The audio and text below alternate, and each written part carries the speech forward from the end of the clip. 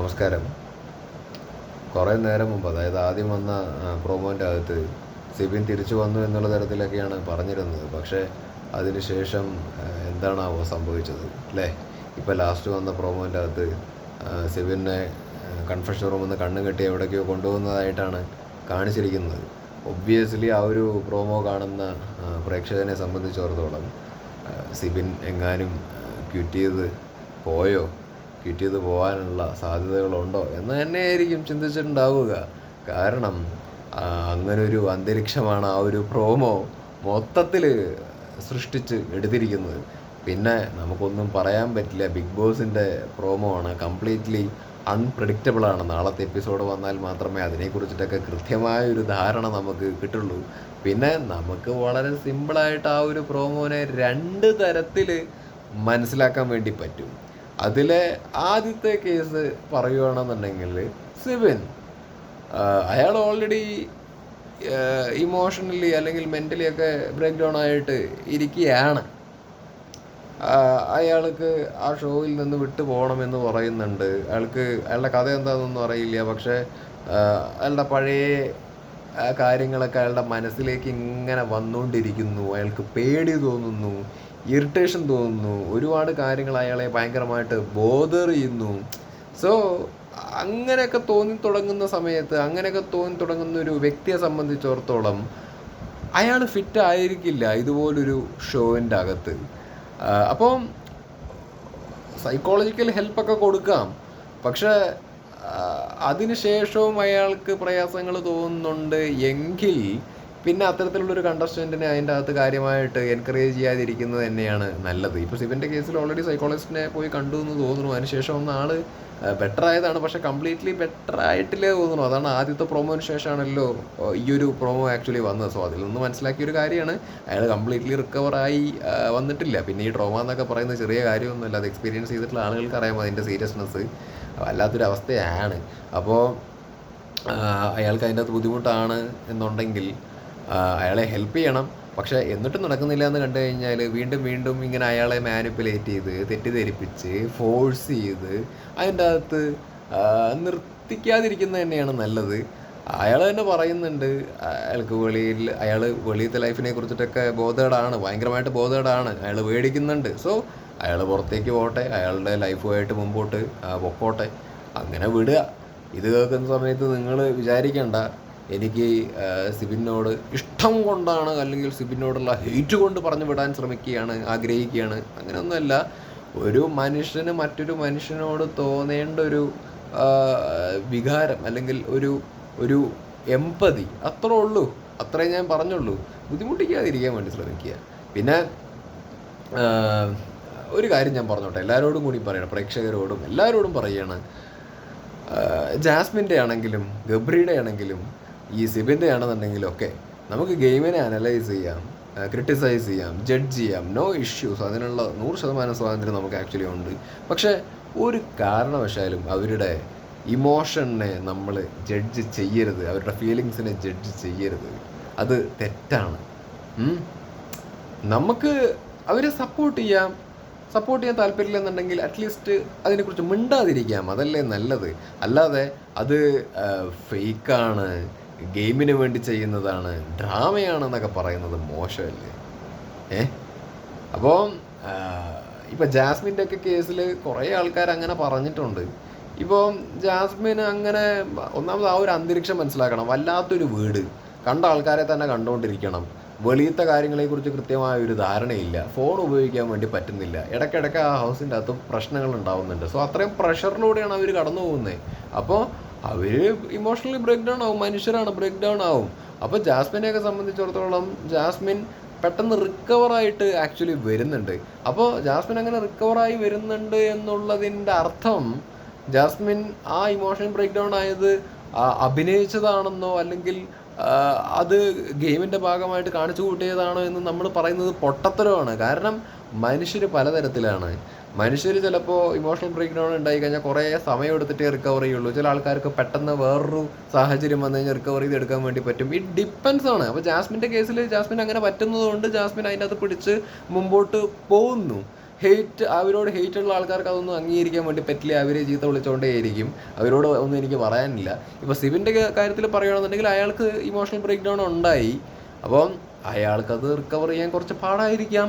അയാൾക്ക് പാസ്റ്റ് മെമ്മറീസൊക്കെ അയാളെ haunt ചെയ്യുന്നുണ്ടാവാം, bother ചെയ്യുന്നുണ്ടാവാം. അയാൾക്ക് ചിലപ്പോൾ അതിൻ്റെ അകത്ത് നിന്ന് മുമ്പോട്ട് പോകാൻ, ആ പ്രഷർ താങ്ങി മുമ്പോട്ട് പോകുക എന്നൊക്കെ പറയുന്നത് പ്രാക്ടിക്കലി അയാൾക്ക് പോസിബിൾ ആയിരിക്കില്ല. സോ അയാളുടെ ആ വികാരത്തെയും റെസ്പെക്റ്റ് ചെയ്യുക. അപ്പോൾ അതും ഡ്രാമ എന്ന് പറയേണ്ട കാര്യമില്ല. പക്ഷെ എനിക്ക് പറയാനുള്ളത്, ഇവിടെ സിബിനെ ഇഷ്ടപ്പെടുന്ന എല്ലാവരും ഇല്ലെങ്കിലും സിബിനെ ഇഷ്ടപ്പെടുന്ന ചിലരിൽ ഉള്ള ആളുകൾ ജാസ്മിൻ്റെ ഡ്രാമ എന്ന് പറഞ്ഞിട്ട് സിബിൻ്റെ ട്രോമേനെ അയ്യോ പാവം എന്ന് പറയുന്നുണ്ട്. അത് ഇരട്ടത്താപ്പാണെന്നേ പറയാനുള്ളൂ. ഈവൻ ജാസ്മിനെ ഇഷ്ടപ്പെടുന്ന ആൾക്കാരാണെന്നുണ്ടെങ്കിലും സിബിൻ്റെ ഫേക്കാണ് എന്ന് പറയുന്നതിനോട് എനിക്ക് യോജിപ്പില്ല. മ്യൂച്വലി അങ്ങോട്ടും ഇങ്ങോട്ടും ഈ വികാരങ്ങളെ റെസ്പെക്റ്റ് ചെയ്യണം, അല്ലെങ്കിൽ മനസ്സിലാക്കാൻ ശ്രമിക്കണം എന്നുള്ളതാണ്. പിന്നെ അവരുടെ ഗെയിം ആണെങ്കിൽ അത് ഫേക്കാണ് എന്നുണ്ടെങ്കിൽ അത് പിന്നെ റിവീലാവും, എങ്ങനെയാണെങ്കിലും റിവീലാവും. അങ്ങനെ റിവീൽ ആയതിനു ശേഷം നമുക്ക് റോസ്റ്റ് ചെയ്യാം, അതിനെ ചീത്ത വിളിക്കാം, അതിനെ ക്രിട്ടിസൈസ് ചെയ്യാം, എല്ലാം ചെയ്യാം. അതുവരെ വെയിറ്റ് ചെയ്യൂ എന്നുള്ളത് മാത്രമേ എനിക്ക് പറയാനുള്ളൂ. അപ്പോൾ സിബിൻ്റെ കേസിൽ ഇത് ബുദ്ധിമുട്ടിക്കാതിരിക്കുക. ഇഫ് അത് സത്യമാണെന്നുണ്ടെങ്കിൽ അയാൾ പോട്ടെ, എന്തിനാണ് വെറുതെ. ഇനി രണ്ടാമത്തെ കേസ് എന്താണെന്ന് വെച്ച് കഴിഞ്ഞാൽ, ആ പ്രൊമോനെ കുറിച്ചാണ് പറയുന്നത്. സീക്രട്ട് റൂം ആയിരിക്കാം. സീസൺ 6ൻ്റെ അകത്ത് മാറ്റിപ്പിടിയാണല്ലോ. അപ്പോൾ മാറ്റിപ്പിടിയുടെ ഭാഗമായിട്ട് നമുക്ക് പലതും കാണേണ്ടി വരും. അപ്പോൾ എന്തൊക്കെ കാണേണ്ടി വരും എന്നുള്ളത് വരും ദിവസങ്ങളിൽ കാണാം. സീക്രട്ട് റൂം പുതുമയല്ല, ഇതിനു മുമ്പൊക്കെ ഉണ്ടായിട്ടുണ്ട്. ചിലപ്പോൾ ഈ സീസൺ 6ൻ്റെ അകത്ത് ആ ഒരു അവസരം കിട്ടാൻ പോകുന്നത് സിബിനായിരിക്കാം. അപ്പോൾ അതിൻ്റെ പരിപാടിയായിട്ടായിരിക്കും ഈ ഒരു പ്രോമോ കണ്ടത്. ചിലപ്പോൾ അതിൻ്റെ അകത്ത് കയറി വീണ്ടും അതിൻ്റെ അകത്തുള്ള ആളുകളുടെ പരിപാടികളൊക്കെ കണ്ടിട്ട്, ഗെയിമൊക്കെ കണ്ടിട്ട് സിബിന് തിരിച്ചു വന്നിട്ട് ഗെയിമൊക്കെ ചേഞ്ച് ചെയ്യാൻ വേണ്ടിയിട്ട് പറ്റുമായിരിക്കും അല്ലേ? അതൊക്കെ നോക്കി കാണാം. അപ്പോൾ നമുക്ക് ഇങ്ങനെയൊക്കെ വിചാരിക്കാം, ഇങ്ങനെയൊക്കെ നമുക്ക് ഊഹാപോഹിക്കാം സീക്രട്ട് റൂം ആയിരിക്കും എന്നൊക്കെ. അപ്പോൾ സീക്രട്ട് റൂം ആവട്ടെ.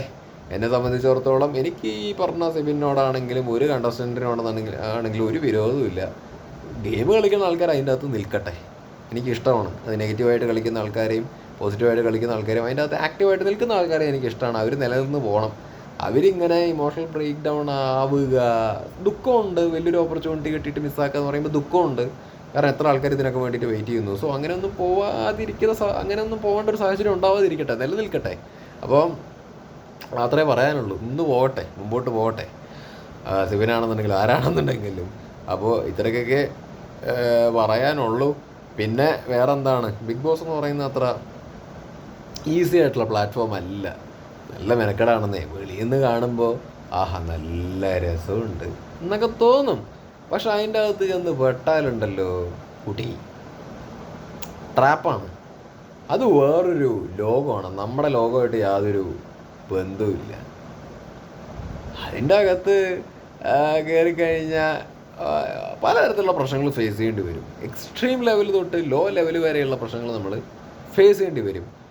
അതിനെയൊക്കെ തരണം ചെയ്യാൻ വേണ്ടി പറ്റുമെങ്കിൽ മാത്രം അവിടെ നിലനിന്ന് പോവും അവസാനം വരെ. ഒന്നല്ലെങ്കിൽ വിന്നറാവും, അല്ലെങ്കിൽ ടോപ്പ് 3 പൊസിഷനെങ്കിലും പിടിക്കാൻ വേണ്ടി പറ്റും. അല്ലാതെ മാനസിക ബലമില്ലാത്ത ആളുകൾ അതിൻ്റെ അകത്ത് ചെന്ന് വെട്ട് കഴിഞ്ഞാൽ ഇറങ്ങി പോരേ നിവൃത്തിയുള്ളൂ. അവിടെ വാവിട്ട് കരഞ്ഞ് പണ്ടാറടങ്ങി മെഴുകേണ്ടി വരും. അപ്പോൾ അതാണ്, it's not like what we think. അതാണ്.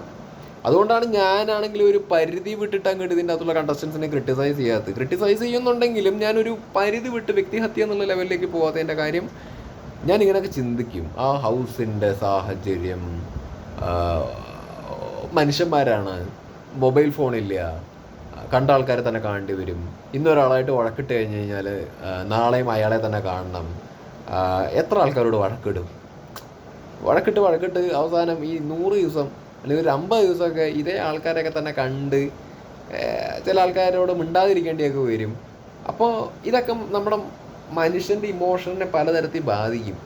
അപ്പം അതിൻ്റെ ഇടയിൽ കൂടെ അവിടെ പ്രശ്നങ്ങൾ എന്നൊക്കെ പറയുന്നത് ഗുരുതര പ്രശ്നങ്ങളൊക്കെ വരുന്ന സമയത്ത് ഇത് ഹാൻഡിൽ ചെയ്യാൻ പ്രയാസമാണ്. മെൻ്റൽ പ്രഷർ ഉണ്ടാവും, ബ്രേക്ക് ഡൗൺസ് ആക്ച്വലി ഉണ്ടാവും. അതൊക്കെ നമ്മൾ മനസ്സിലാക്കണം. നമ്മൾ പൊട്ടന്മാരൊന്നുമില്ലല്ലോ, പൊട്ടന്മാരാവരുത്. പ്രേക്ഷകരും പൊട്ടന്മാരാവരുത്, വിഡ്ഢി കൂഷ്മാണ്ഡങ്ങളാവരുത്, തീട്ട കണ്ടുകളാവരുത്. നമ്മൾ എപ്പോഴും ഒരു ഷോനെ അനലൈസ് ചെയ്യുമ്പോൾ, കണ്ടസ്റ്റൻസിനെ അനലൈസ് ചെയ്യുമ്പോൾ, അതിൻ്റെ അകത്തുള്ള ആളുകളുടെ ഇമോഷൻസിനെ അനലൈസ് ചെയ്യുന്ന സമയത്ത് നമ്മൾ 1008 വഴികളിൽ നിന്നും ചിന്തിച്ചിട്ട് വേണം അനലൈസ് ചെയ്യാനും പറയാനും ഒക്കെ. അതാണ് മര്യാദ. അല്ലാതെ വെറുതെ അങ്ങ് കാടടച്ച് വെടിവെച്ചിട്ട് കാര്യമൊന്നുമില്ല. ഇപ്പോൾ ജാസ്മിൻ എന്ന് പറയുന്ന കണ്ടസ്റ്റൻറ്റിനെ എനിക്ക് വ്യക്തിപരമായിട്ട് അറിയില്ല, മനസ്സിലായോ? പക്ഷേ ഈ കണ്ടസ്റ്റൻറ്റിനെ ഞാൻ വിമർശിച്ചിട്ടുണ്ട്. എനിക്ക് പല കാര്യങ്ങളോടും വിയോജിപ്പുണ്ട്.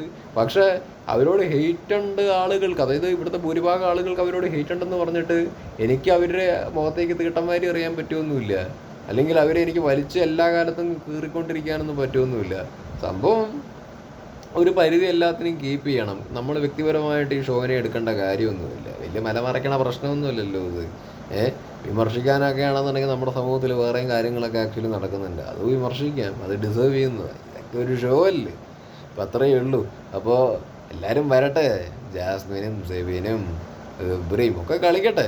പിന്നെ ഒരു കാര്യം പറയാൻ വിട്ടു, നമ്മുടെ ഗബ്രി സൈക്കോളജിസ്റ്റിനെ കാണാൻ വേണ്ടി പോയിട്ടുണ്ടായിരുന്നല്ലോ. പോണ ഒരാൾ ഡസ്പായിരുന്നു, തിരിച്ചു വന്നപ്പോൾ അണ്ണൻ ജോളിയായി. അപ്പം ഇവിടുത്തെ ചില പ്രേക്ഷകരൊക്കെ പറഞ്ഞത് എന്താണ്, അവൻ വെറുതെ കാണിച്ചു കൂട്ടിയതാണ്, ഗെയിമാണ്, ഫേക്ക് ചെയ്തതാണെന്ന് ഒരു നാണം ഉളുപ്പില്ലാണ്ട് പറഞ്ഞു അല്ലേ. കമൻറ്റുകൾ ഞാൻ കണ്ടിട്ടുണ്ട്, ഒരുപാട് കണ്ടിട്ടുണ്ട്. അപ്പം ഈ സിവിൻ്റെ കേസിൽ അയാൾ സൈക്കോളജിസ്റ്റിനെ കണ്ടിട്ട് തിരിച്ച് അത്യാവശ്യം ഓക്കെ ആയിട്ടാണ് വന്നത്.